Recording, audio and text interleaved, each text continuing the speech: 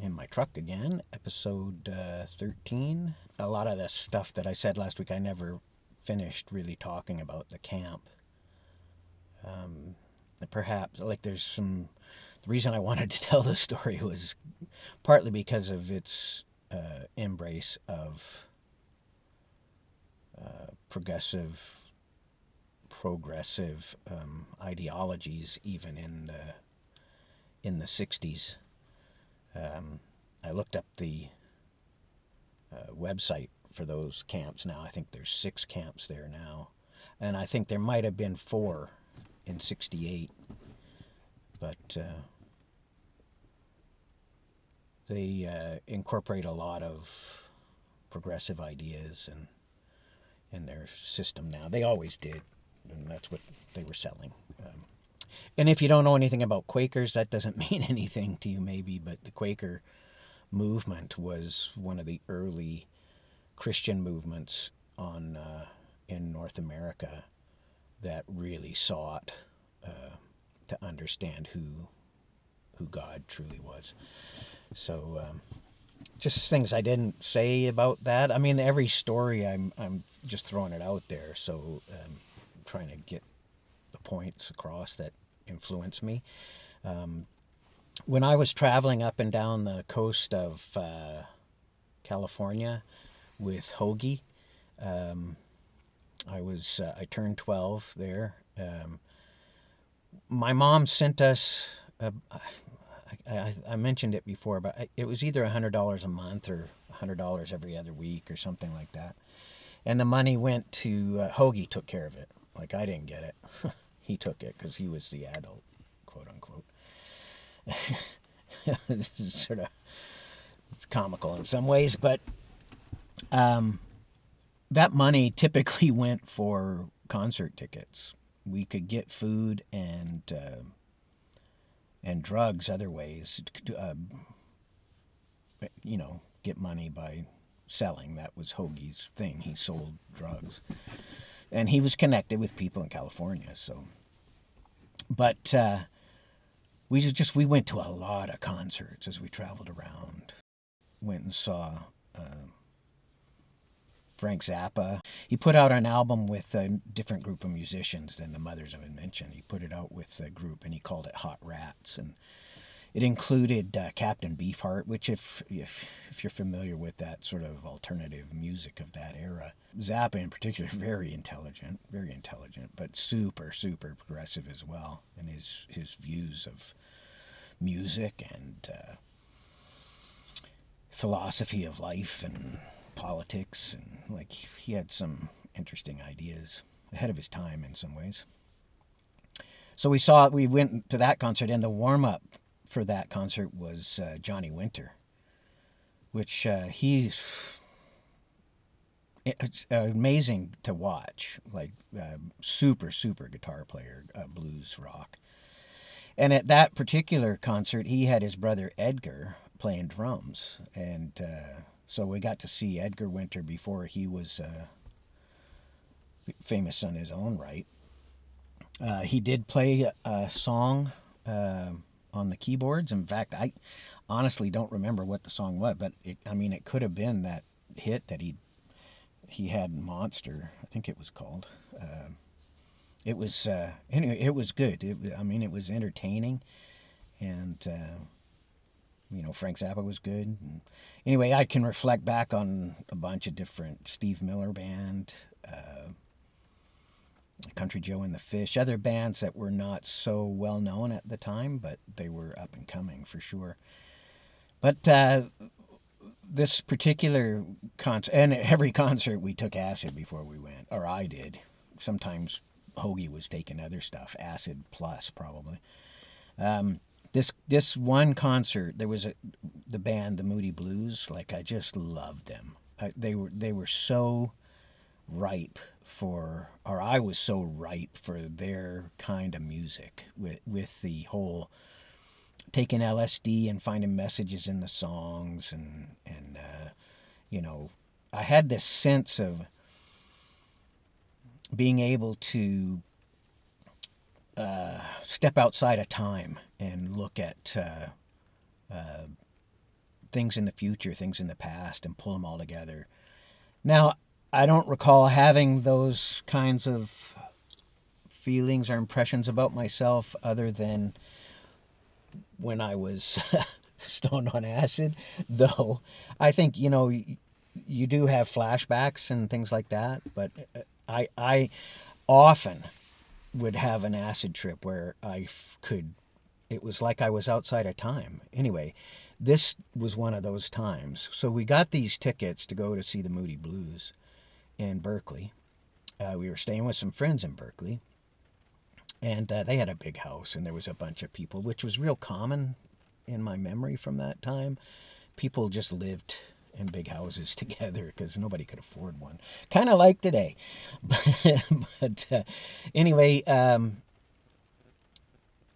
so we were getting ready. We're going to go. We're going to catch the bus. So we take our acid and we head out. And Hoagie at that time he was a pretty hedonistic guy. Anyway, he had the opportunity to shoot some heroin, so he did. I never shot anything in my life.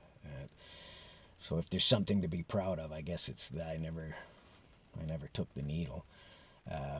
But Hoagie took some heroin. He also took some acid, and he was just blitzed. And we were walking to the bus. And I guess we got to the bus station, or we were standing at a stop sign or a crosswalk or something, and there was this raggedy old ass hippie there, and Hoagie's like, "Hey man, we're gonna go see the Moody Blues, and it's gonna be far out, man," that kind of thing. And the hippie was like, "Oh, wish I could go." And Hoagie went, "Hey man, I have an extra ticket," and he pulled out a ticket and he gave it to the dude. It was my ticket, because he wasn't giving him his own ticket. He only had 2 tickets, my ticket and his ticket. So he gave my ticket to this guy, and I'm like, "Hey, that was my ticket." And Hoagie's like, "Oh, man, sorry, man." And I said, "Well, what am I going to do? What am I supposed to do now?" And so there was a bit of a argument and tussle. I mean, he was 20-something, and I was 12, so it's not like I carried a lot of weight. So anyway, there was this other lady or girl that was going with us, and she said, "Well, I won't go. Here's my ticket. Somebody, find somebody for that one too." And she came back to the house with me. So the two of us are stoned on acid, and we go back to the house, and we pulled out all of the Moody Blues albums that we had, and we just played them over and over again. And during that time, when we were both stoned on acid, it was like we were both there. We both felt like we had this vision of being in the stadium and watching the concert like we were there. I wouldn't be surprised if we listened to the songs that they were singing, and I wouldn't be surprised if we weren't. But anyway, that whole experience happened a number of times where it's like I felt like I was removed from reality in this timeline and put into another timeline. And it may have started with that one Grateful Dead concert, but I had seen the Grateful Dead a lot of times before that, and I think it was already I was well on my way to feeling like I transversed time, or something like in my early Christian life, I believed it might have been a prophetic gift. And now, like, we say stuff like that, and people that don't understand Christianity and the different types or different views of Christianity, they won't get that. So, in fact, in general, I would say that people in our culture, and this is part of the reason why I'm saying these things, is they don't know the biblical story. They don't know the Christian story. They don't know why Christ came and died on a cross. They may have heard said before that Jesus died for your sins or something like that, but they don't know what that's about. I mean, and we have basically in our culture now, we have there's more than 2 views, but there are these 2 predominant views. And that the one would be the view of secularism, which is of man, and the view that our culture runs mostly on secularist views now, not on spiritual views, not on the view of Christianity. So that misnomer that we're a Christian nation, which I've mentioned before too, we're not. In fact, were we ever? No, I don't think so. Part of what I want to do is get the story known, like help people understand. If you don't know the story, I want to share the story. I want to include that story with my story because they are intermingled. That's how I grew, how I lived my whole life. Even when I wasn't paying attention to it, it was paying attention to me. And I think that's true in reality, it's true for everybody. I mean, if you ignore God, if you take a secular view of, it's all by accident, there is no God, there is no creator, it helps you form all of your other opinions of what's true and what reality is. And yet if you have a viewpoint of there's a creator God and he created everything and he is holy, because of who he is, he has this standard, and it's not like something he can cast off. It's who he is, right? He is intrinsically holy, and then defining what that word means. Holy. One way that I would describe holy, like I remember I was involved in something that was, it wasn't horrible. It was questionable, behavior, and this was as an adult, as a Christian adult, and as this event unfolded, which I don't want to go into now, maybe someday, maybe in a book, whatever, I came away feeling dirty. I came away from the whole thing feeling like I had been part of a dirty occurrence. And I walked away from it thinking, feeling like, I don't know if you've ever worn a white shirt. I mean, most of us worn white shirts or white clothes, and you get a spot on it, just like whatever, a little drop of coffee. You're drinking a coffee and there's just a little drop. So in that spot, it's tan colored instead of white, or you're eating spaghetti sauce and just a little bit of spaghetti sauce, like not even a drip, just a spot, like a splash, but it's red. It comes out red on your white shirt. That's how I felt. I felt like I had moved away from living a righteous and a holy life, which is something I want, not for judgment's sake, but to have that closer relationship with God, how I view God. And that it caused a sense of repentance. I mean, these words, you may not know what they mean, but I wanted to turn away from that incident, and I wanted to apologize to everybody. But it doesn't change the fact that the incident happened. There is nothing that can change the fact that the incident happened. And I wrote letters to the people that were involved, and I used that example of how I feel like I wear a white shirt and my white shirt has a stain on it, and I'm sorry. I'm sorry that I was part of this, and I'm sorry that you were part of it because of me, whatever. And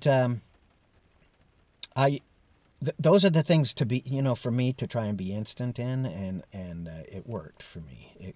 I felt better, but I still have this relationship with God, and this is like I was talking about justice for the last two things, and I leave out mercy, like where, we talk about mercy as though it's a good thing, but the problem with mercy is if you are merciful to somebody who's guilty, and that person who's guilty has offended somebody else, and you grant them mercy, then you have shown a lack of compassion for the person who was offended or wronged by the person who you just gave mercy to. So that's why I said before, somebody always pays. Somebody always suffers from an injustice. And they're minor to major to whatever. I mean, there's murder and there's all kinds of things you could talk about.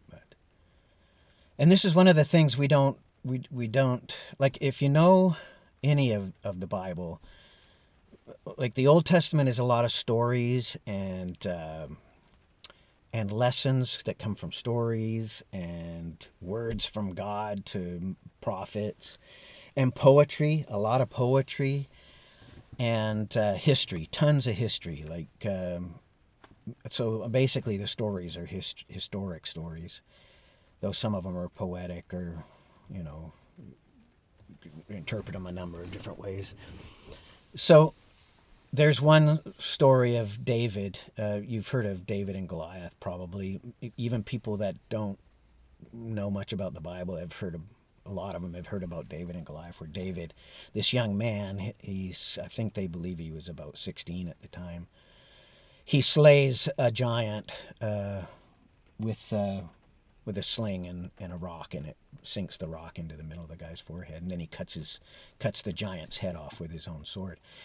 It's sort of the introduction to who David is, this man who trusted God above everything. But David was also a man, and the Bible often would say that David was a man after God's own heart. He wrote many of the psalms and songs. He was an artist, like a songwriter and a musician.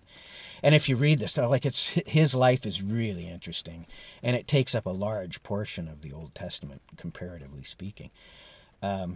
But there's a point after David becomes king. He becomes king of Israel. Not then. It was probably some 40 years later before he became king. But he becomes king, and as he's established himself as king, he's got a number of kids that are in line to take his place on the throne when he dies. And he's got wives and concubines, which God warned the kings of Israel against such thing. And David was the second king. They didn't make it past one king without going against God's laws and rules for the kings. It just shows what humanity is like. And that's basically the Old Testament. What it does is showing humanity and God, who God really is. And so anyway, so David lusts after this woman, Bathsheba. You may have heard of this story. It's been made into movies, David and Bathsheba. He lusts after her. She's married. And David sends her husband, who's a soldier, out to battle, and tells the general, the commander of his armies, to push this guy forward with a group of archers or whoever it was, and then at the last minute pull everybody back so that he gets killed. So he murdered him, basically, because he ended up getting Bathsheba. David got Bathsheba pregnant. So he murdered this guy to hide his sin.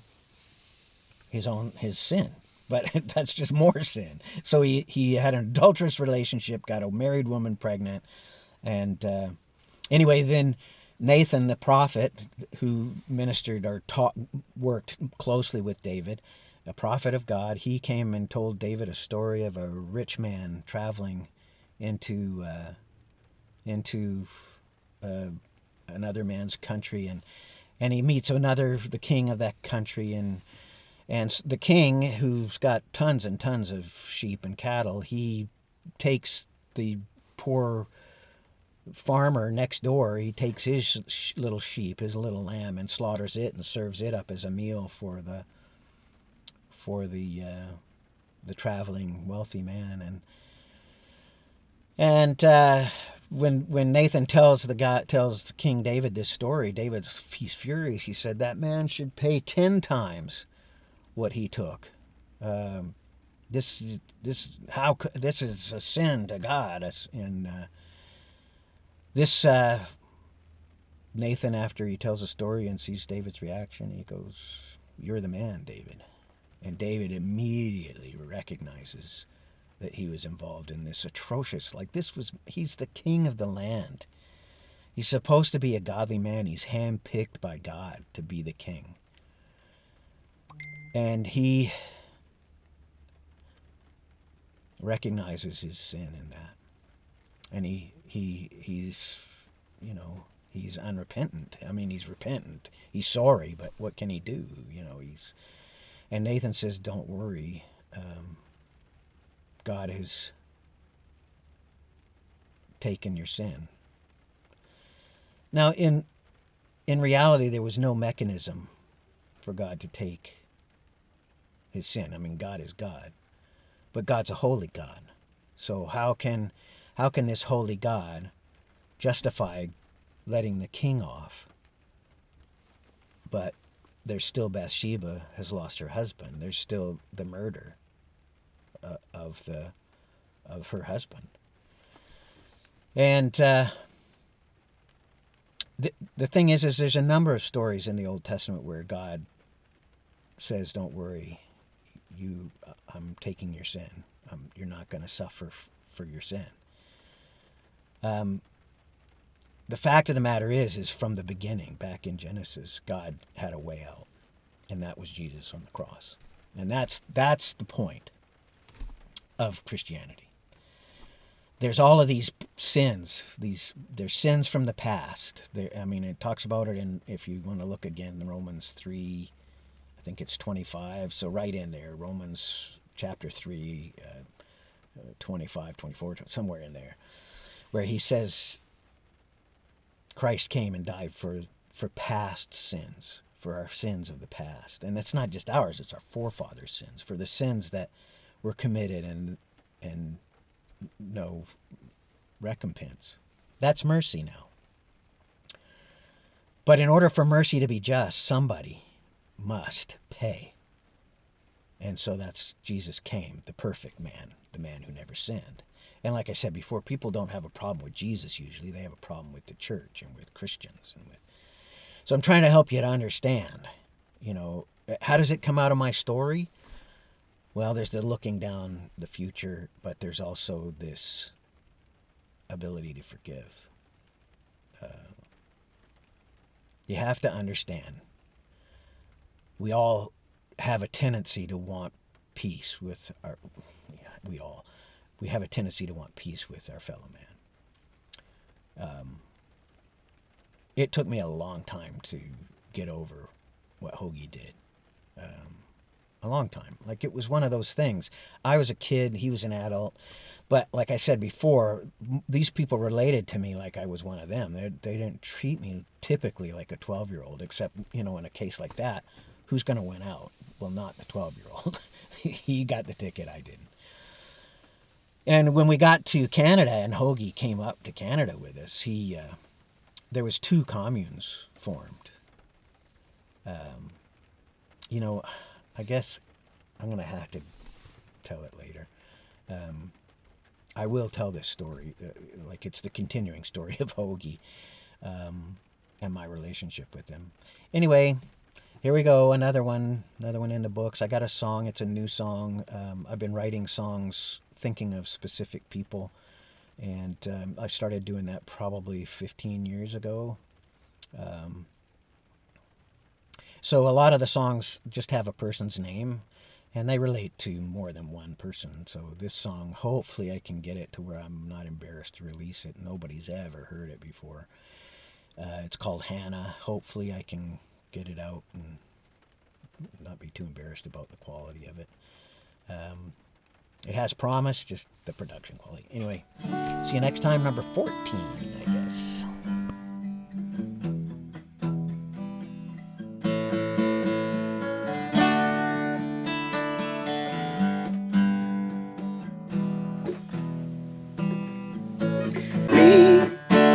Trying to make it plain. I'm trying to make it understandable. It's everything I say, it's everything I feel, it's everything I know to be real. Can you hear me when I sing it? Can you hear me when I say it? No, no, no, no, no, no. You're saying I don't want no part of the words you're saying. No, no, no, no, no. You want no part of these games I'm playing.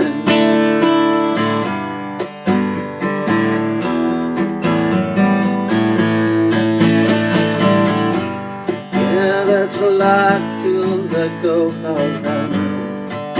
You got a lot of things to do. You got all those possessions and you can't be falling down to the level of your own chain. You said I need something that's easier, something I can hold on to without letting go of who I am. Peace that's important to you, and the Lord says you gotta hear me when I call. You gotta hear me when I say your name. You gotta seek me now while I may be found. You got a lot of choosing to do.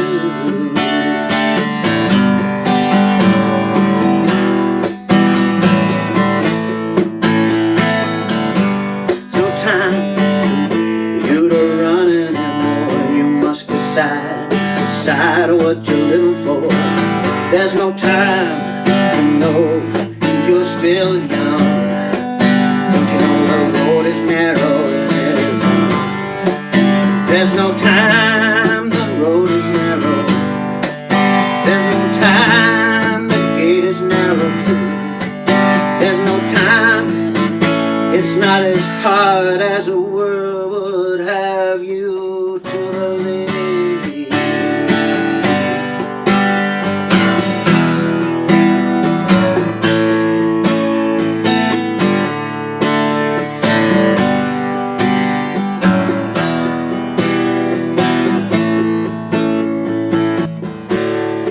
Gotta let go, bend the knee. Let God know you wanna be free. Oh, don't you understand? He wants you to take his hand, and I am just one voice. And if you don't hear me, you're making a choice. Yes, I'm just one voice, making a choice.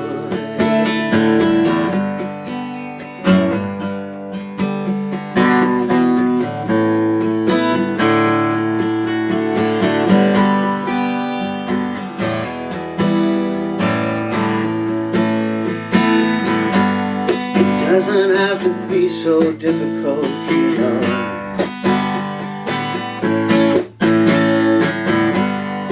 Cost you nothing, it cost him everything. Make your choice. Make your choice.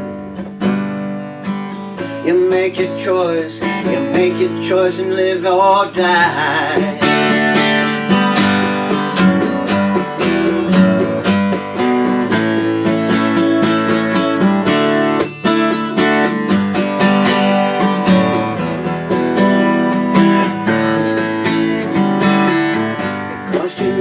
It costs him everything.